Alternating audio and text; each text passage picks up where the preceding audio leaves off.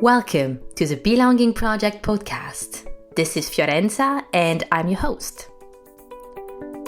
The purpose of this podcast is to bring voices together to talk about belonging. Through inspiring, real-life conversations, we explore how belonging can show up in so many different ways, what it feels like to belong, and the impact of truly belonging.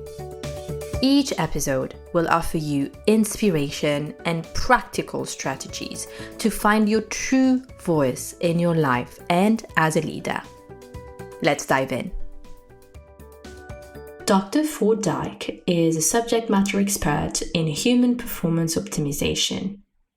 Dr. Dyke collaborates globally with high-level performers such as corporate executives, elite athletes, physicians, academicians, first responders, and military personnel. His methodology integrates components of his professorship, Team USA athlete career, and experience as a performance coach for the United States Olympic and Paralympic Committee.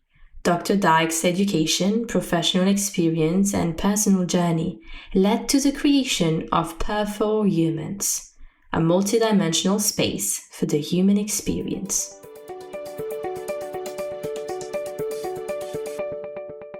Hi everyone, and hi Ford. Welcome to the Belonging Project podcast. How are you today, Ford?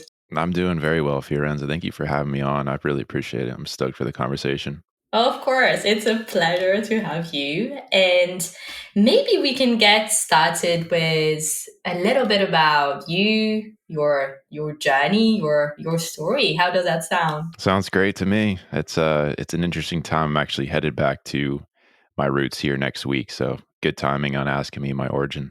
Fantastic. So you tell me, where do we start? Yeah, where does it all start? For me, it starts in South Florida, where I grew up, being, on the sand, in the water, just amongst the waves and the ocean breeze and the sunshine. Those spaces for me were very open and very free, and they allowed for creativity and thinking and exploration and just to kind of be a kid, and not really have rules and regulations. Obviously, stay within the confines of societal norms, but challenge, dogma and challenge people's perceptions of certain things to start to expand your mind and stretch your consciousness at an early age. And I think that led me to eventually studying what I studied. And tell us more about what is it that you studied after the fulfilling childhood? Yeah, definitely. Nature was a huge component of it all, but it also wasn't just sunshine and rainbows. And I think oftentimes, it's the stuff you don't know about people that usually find most interesting, and where people, they hear where I'm from. Oh gosh, it's like where people vacation. Like it must have been so easy. And, everyone's got their story. And for me, while growing up there was obviously an incredible experience, you go through stuff that really challenges you physically, but also emotionally and spiritually and cognitively. And that eventually pushed me to study psychology because of the things that I was experiencing at such a young age. My parents got divorced when I was really young. I saw my mom take care of all the kids at the level she was taking care of them at. And, being the youngest of four, you kind of just sit back and almost learn through osmosis and observation. And you're so young, you can't conceptualize it, let alone articulate it. But for whatever reason, subconsciously, it drove me to study consciousness, psychology. And that's what I started with as an undergraduate student, trying to figure out what was going on between the ears, what's going on above the shoulders, and how are we interfacing with each other as humans? Because we're one of the only animals that are aware of our own awareness, cognition.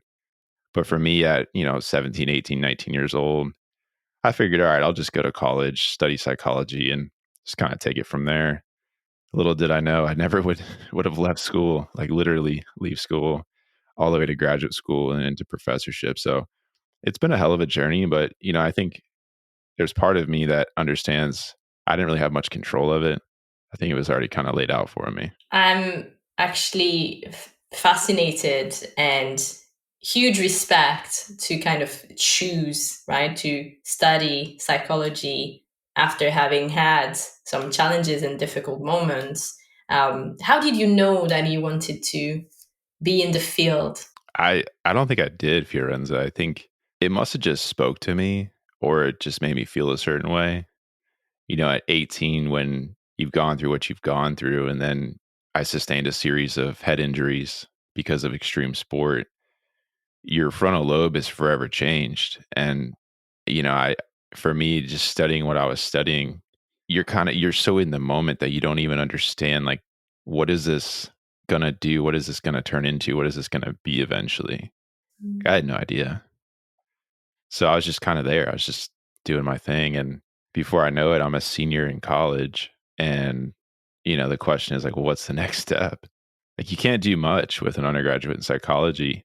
So I ultimately decided to take a gap year and return to my roots and just surf for a few months, and just get back to the water and try to understand, like, what is it that really drives my purpose and why am I here? And, what do I really want to do moving forward? And I ultimately decided to switch fields because I felt like at the time I understood what was going on in the mind, but I didn't know much about the body. So I Mm. went and studied exercise science in the School of Kinesiology at Auburn University. And that really stretched things for me because now I've taken the mind and I've now learned about the body. But then it's like, okay, well, what's the missing link? These two things don't happen in isolation. We're That's right. humans.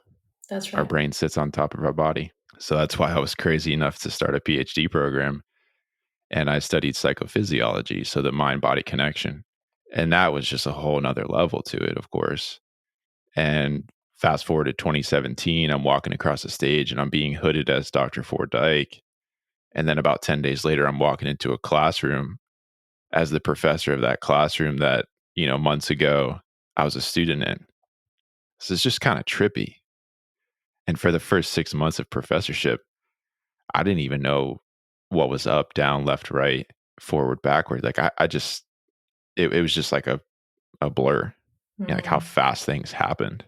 Yeah. And it really wasn't until 2020 March, when the whole world stopped, that I looked in the mirror and said, where did the last 10 years go? And do I want this to happen in the next 10 years? My answer was no. And so I challenged myself to just step back and really dive in and start unpacking and start putting some stuff down that I was carrying. And you have your own podcasts. You have, I think, two podcasts, several projects that you're working on that you are very passionate about.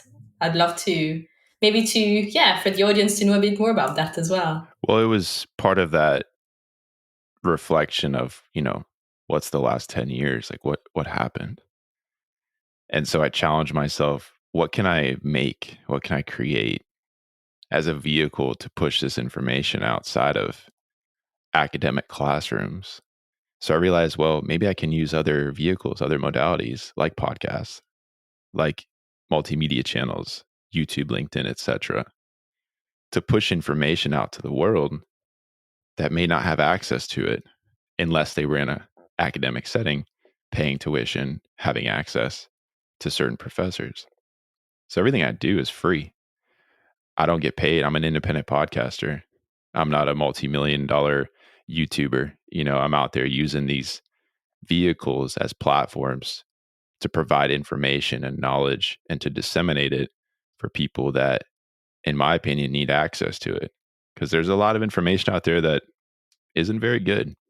Mhm. And I studied at a super high level and I hold myself to a high standard. And I figured, why not build something that people are going to find credible and have some validity behind it? Mm. And I very much resonate with what you shared there, the importance of having independent platforms like yours and also the Belonging Project podcast, which is also an independent platform. And very much the idea was to create with the Belonging Project podcast to create a platform where people could share their own experiences with belonging, but also providing some informational content from experts on topics related to belonging. I'm going to share probably a little bit of a sneak peek into the future here, but there is an episode coming on psychological safety from an expert on the field. And just because it's so linked with belonging, that I kind of felt that drive, if not urge, to have one deep dive like that. Well, first of all, I wholeheartedly respect what you're doing with your platform and know it's not easy and know it takes a lot of work, a lot of time, a lot of resources. So, hat tip to you because Thank you so it's much. impactful, and you're able to influence a lot of people, which is exciting. So maybe shifting gear a little bit onto belonging. I'm curious to know what comes to mind. Maybe it's an experience, maybe it's something else, maybe it's ideas. What comes to mind when you hear belonging? Belonging to me, Fiorenza, is human. And I mentioned earlier that we're animals because we are. And I think we lose sight of that. I was telling you at the pre-call that we were in Yellowstone recently and you're in a national park and you're amongst some pretty amazing creatures. And the question that comes to my mind as I'm there is who's looking at who? Who's visiting who right now? We're in their space and I'm looking into their eyes and intentionally trying to see if they're looking back and maybe thinking about what are they thinking about. And as humans we say, well, we have the most developed cortex and we're the smartest and we're the most powerful and we're the and all this stuff, and it kind of comes from an egotistical view on the world. Like we're the top of the food chain. Okay, are we really though? Because we're in this park and they're telling us, hey, grizzly bears are on patrol. You got to carry bear spray. If they attack you, spray them in the face. I'm thinking, if you're getting attacked by a grizzly bear, you did something wrong. Like you didn't take the warning signs that they probably gave you to get out of their house, right? They don't have locks on their doors. They don't have fences. They don't have security cameras and lights and all this stuff that we have. But at the end of the day, we're all animals. We're just domesticated more so than other creatures. And with that domestication, I think we lose sight of our impact on the world. We separate ourselves from nature. We build walls, we put up roofs, we have shelter, which are all great things, but we're really disconnected from the planet. And with that, I think we lose a sense of belonging because we find ourselves in isolation. And if anything has taught us anything, it's the last 2.5 years when the world stopped and healthy people were asked to be in isolation, which doesn't make sense to me. But we learned a lot about that. Ideally, we learned that we need connection. We need to be in community. We need to learn from each other and share with each other. And yet, a lot of us were in fear of the unknown. And so we didn't leave our house. We didn't leave our shelter. We were afraid to interact. We were afraid to touch, to be in presence of others. Animals don't do that. Animals understand community, understand connection. I think animals understand their purpose. But for whatever reason, this frontal lobe that we have that's so advanced and makes us who we are, I think it sometimes gets in the way and can become a double-edged sword. Mm. Do you remember the first time maybe when you were in a group or you were in a type of setting where you were like, this is really speaking to me? This feels like I can belong here. That's such a good question. It had to be the first time I saw the band Soja, and I've sent you some of their tracks before. You did. It's Soja. They just won a Grammy and scheduled to see them next week down in South Florida, which I'm pretty pumped for. It was about 15 years ago.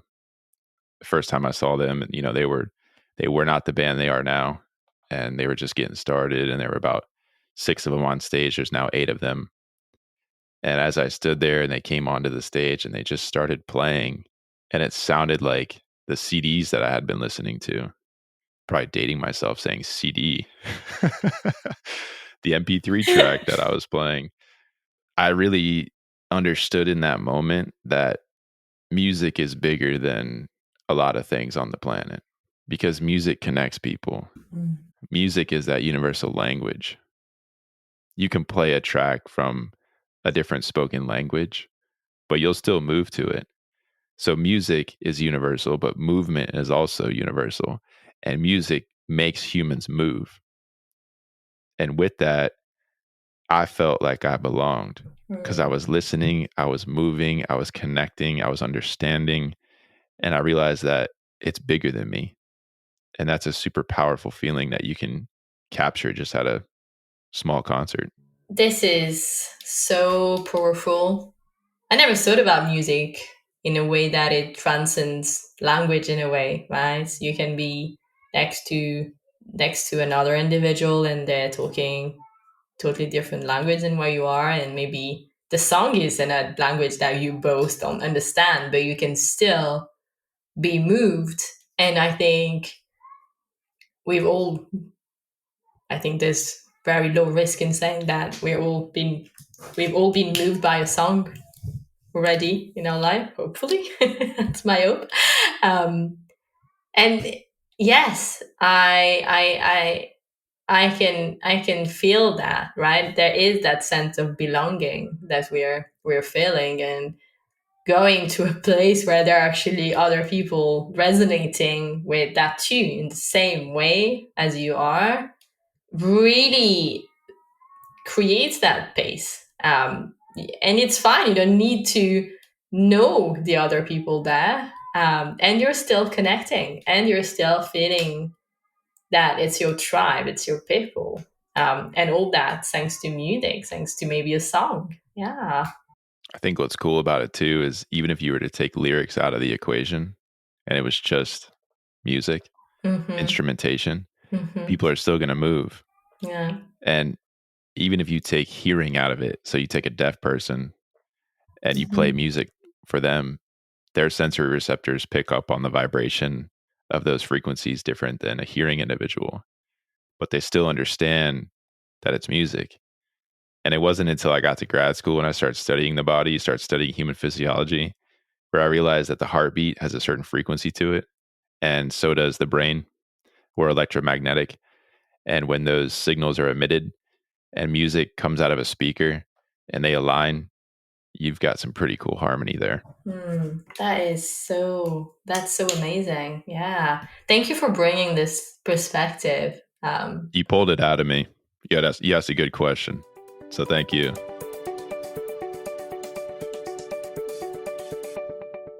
And maybe if we explore the other side, times when you felt that you didn't belong, and you may feel comfortable or not in sharing the example itself, but I'm more interested into the factors that for you were like a no-go, that because that element was present, it was just so against, just the possibility of you feeling that you belong. Yeah, I feel it a lot recently. I think in the last, 2.5 years after I've taken a lot of time to put down what I'm carrying and go inward and start unpacking some stuff that I probably pushed under a rug for a long time. Because as a kid, you don't know how to handle it.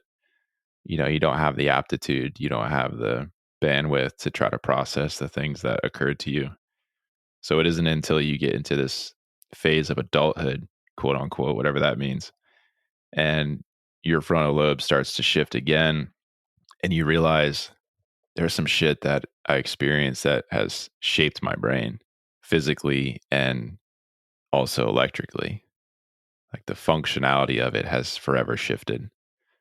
And with that, I use mindfulness and I use meditation as a way to stay centered, as a way to heal. And for me, healing is not a goal oriented approach, it's process oriented, it's a journey.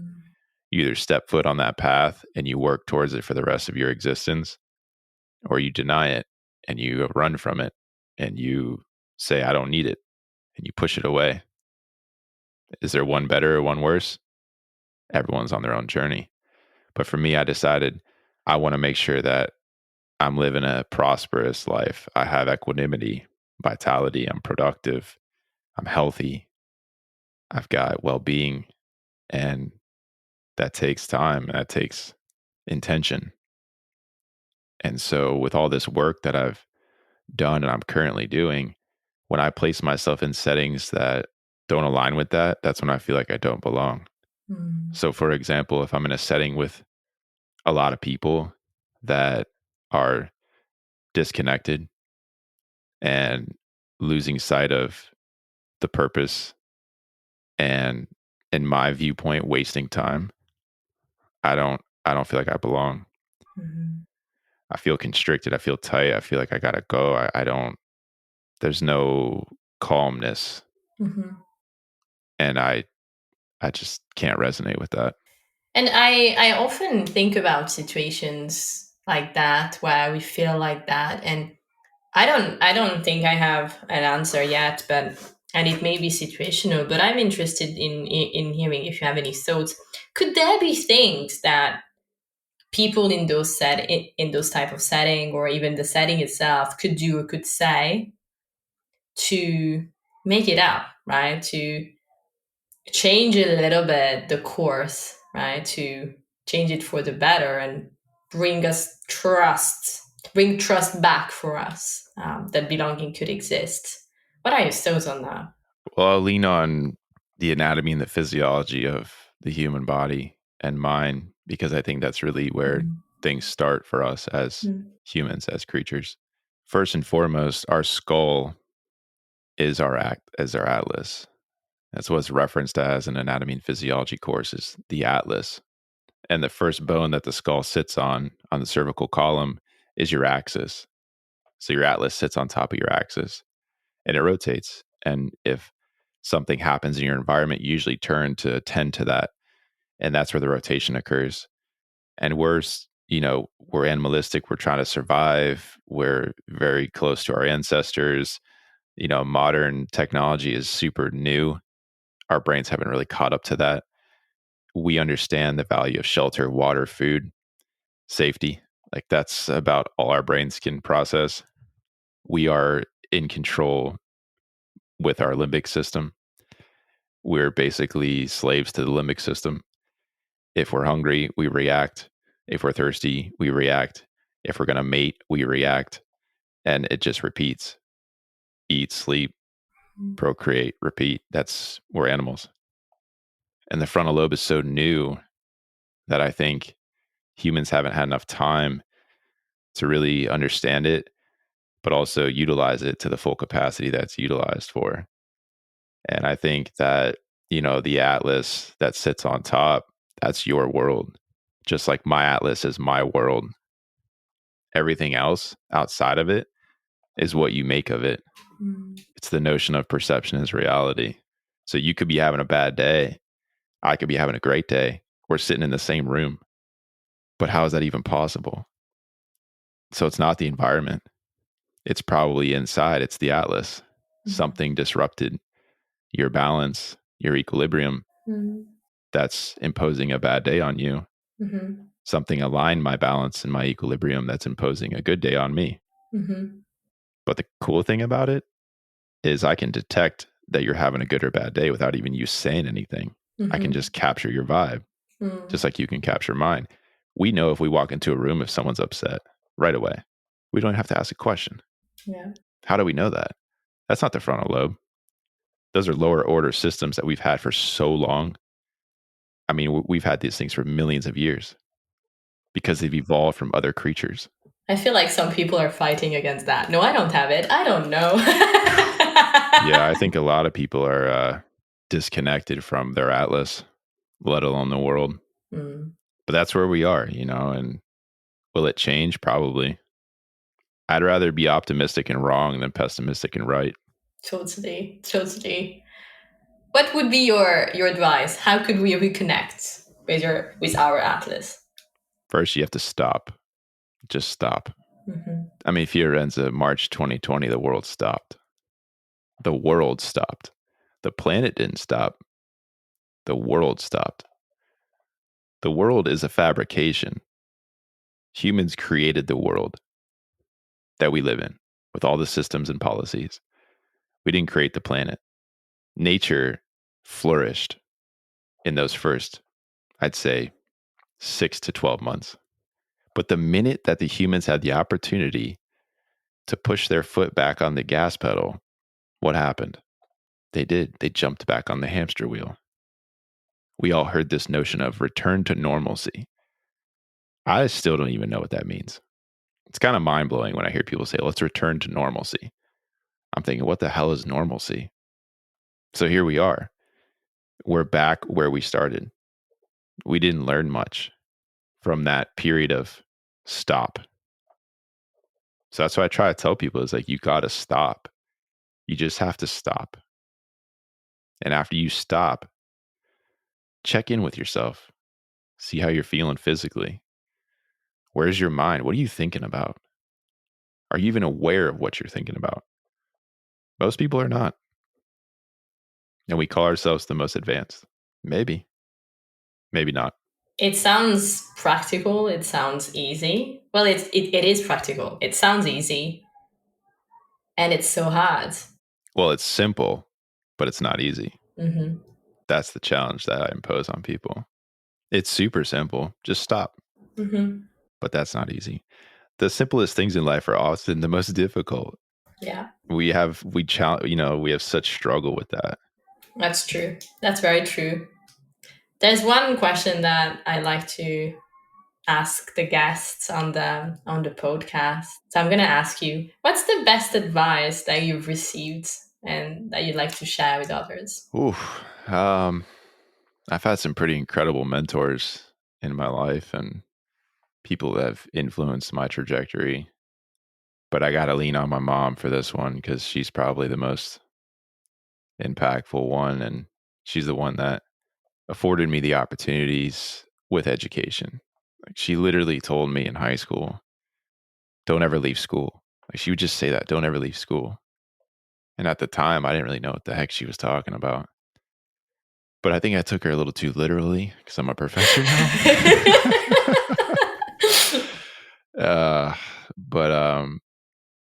The advice she would give me in grad school, especially, she would say, fill your sails and feel your feet on the ground every step because this is going to go fast. And at first I was thinking she's talking about grad school when she says this is going to go fast. But lately, Fiorenza, I realize what she's talking about. She's talking about the human experience. It's going to go fast.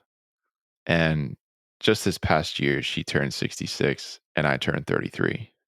And we had that moment of, wow, Mom, I'm half your age. Son, I'm double your age. And it puts things into perspective for you. And it's challenged me to come up with methodology to share with people when I travel and I speak to explain to them, or at least get them to start to think about their own human experience. Because what is the human experience? What does it mean to be human? Why are we here? The animals have been here for a long time. We haven't been here for very long. And we probably won't be here for that much longer at the rate we're going. But the animals will. The planet will recycle. We call ourselves the smartest. We call ourselves the most advanced. Are we, though? Or are we missing something?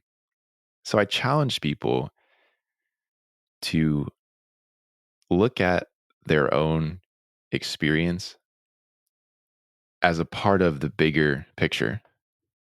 Micro, meso, macro. What I do in my everyday life affects you across the pond in the UK. What you do across the pond affects someone else on another part of the world.